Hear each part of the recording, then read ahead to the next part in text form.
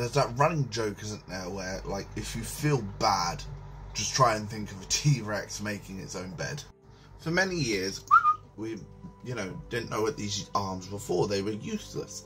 They were just spindly little, two-fingered sacks of meat and bone. Considering that to the Dilophosaurus, which is almost a direct descendant to the Tyrannosaurus Rex, had long arms that were able to grab their prey, rather than just using their mouth.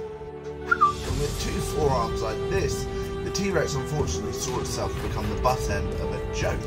But if those things were still coming towards you at high speed and slashed you, you would not stand any chance of survival. So how and why did the T-Rex go from a Dilophosaurus with long arms that were posable and could use it to hold down its prey,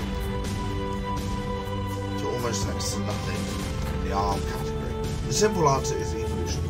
Well, as the tyrant lizard's prey got bigger, they had to evolve. They had to, find new ways to bring down their big hunks of meat.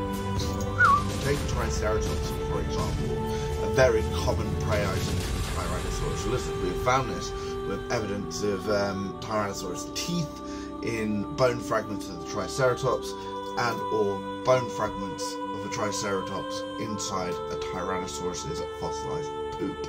But as you can see, the Triceratops has evolved a frill. Now this frill was not just there to make it look more daunting to rival mates or to predators, it's there to protect a vital part of the body, and this is the back end of its neck.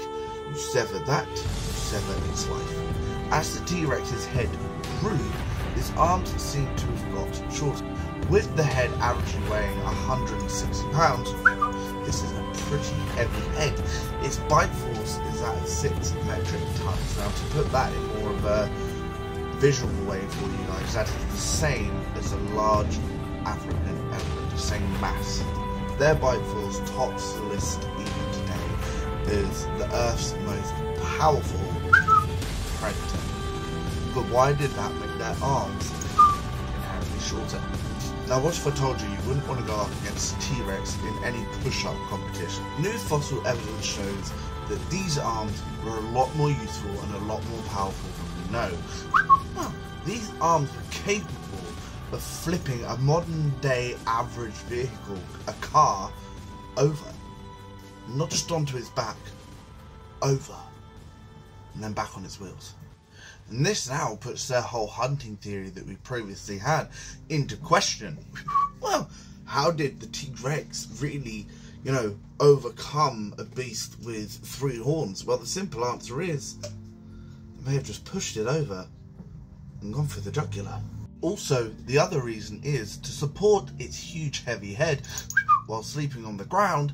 These arms may have, and most likely have been used to push themselves up from a sleeping position.